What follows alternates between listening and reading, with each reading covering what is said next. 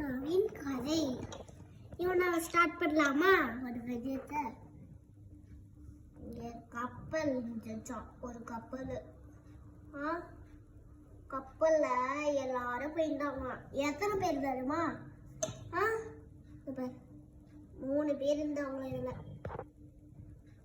இங்க பாரு, 1 2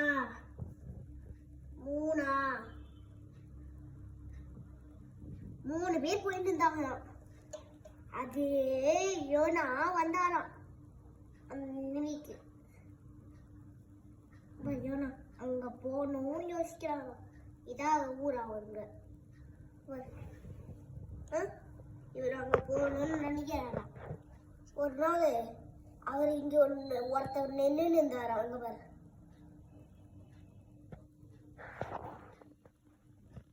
இங்க பத்தியா? இது அப்படியே நேரா போய், ஏய் ஹலோ, நான் அந்த போட்ல போட்டுருமான்னு அப்படி கேட்டாராம். சரி போங்கன்னு அப்படின்னு சொன்னாராம் அவங்க. அப்போ அவரு போய் கம்முன்னு ஒரு நாள் தூங்கிட்டாராம். ஒரு நாள் ஒரு புயல் காத்து அடின்னு அடிச்சுட்டான். இங்க பாரு,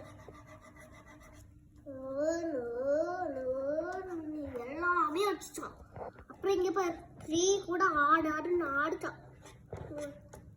அப்புறம் யோனா யோனான்னு எல்லாரும் இழுச்சுக்க சொன்னாங்க. இன்னும் நாங்க கொஞ்ச நேரத்துல முழுங்க போறோம்னு சொன்னாராம். ஏய், என்னை தூக்கி கடல்ல வீசுங்கன்னு சொன்னாரு. அத மாதிரி இதான் கடல். புயல் ஆடிக்குது. இவரை உள்ள போட்டாங்க. இங்க பாரு யோனாவை. ஒரு மீன், பெரிய மீன் வச்சா உருகுனாட்டாராம் ஏசப்பா.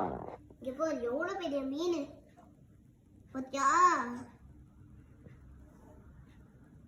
இவ்வளவு பெரிய மீனை உருவாக்குனாரா ஏசப்பா. ஏசப்பா என்னை விட்டுருங்க ஏசப்பா நான் வீட்டு சொன்னா. இவரு அப்படியே வாய்க்குள்ள போயிட்டாங்க. இவர் வாய்க்குள்ள. இங்க பாரு,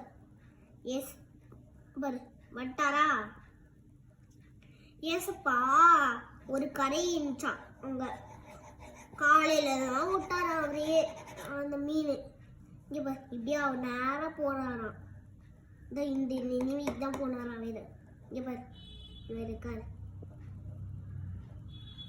அவ்வளோதான் கதை.